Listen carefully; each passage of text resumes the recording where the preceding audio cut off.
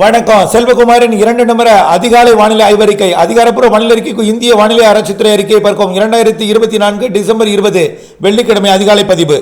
வங்கக்கடலில் உருவாகி டெல்டா மாவட்டங்களுக்கும் வடகடலோர மாவட்டங்களுக்கும் கிழக்கே 260 கிலோமீட்டர் தொலைவில் நிலை கொண்டிருந்த அந்த நன்கமைந்த காற்றழுத்த தாழ்வு பகுதி தற்பொழுது சென்னைக்கு கிழக்கே 260 கிலோமீட்டர் தொலைவிலே ஆந்திர பகுதியை நோக்கி நகர்ந்து கொண்டிருக்கிறது.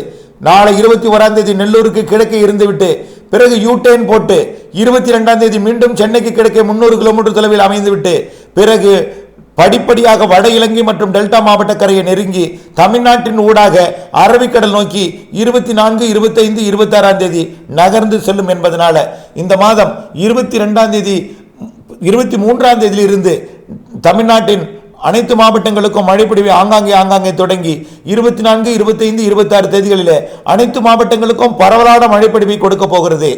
இதனைத் தொடர்ந்து மேலும் ஒரு நிகழ்வு தென்சீன கடற்பகுதியிலிருந்து வர தொடங்கி இருக்கிறது.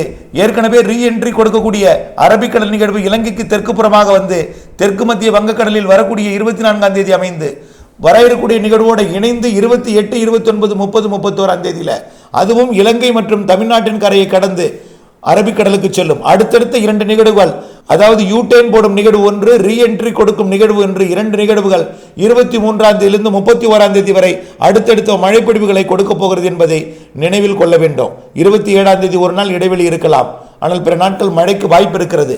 தற்பொழுது டெல்டா மாவட்டங்களில் மழை காரணம் வங்கக்கடலில் நீடித்துக் கொண்டிருக்கூடிய நிகழ்வு அரபிக்கடல் காற்றை பாலக்காட்டு கணவாய் வழியாக இருக்கிறது. இது மேற்கிலிருந்து வரக்கூடிய காற்றை பகலில் வெப்பமடைந்து 30 கிலோமீட்டர் வேகத்தில் கிழக்கு நோக்கி வந்து நள்ளிரவில் குளிர்காற்றை சந்தித்து டெல்டா மாவட்டங்களின் மழை பொழிவு பொழுது விடியும் வரை நாகப்பட்டினம் மாவட்டத்தில் பொழிந்து காலை 8, 9 மணிக்கு நாகப்பட்டினம் மாவட்டம் வேதாரண்யம் வேளாங்கண்ணி இடைப்பட்ட பகுதியில் விடைபெறும். நன்றி.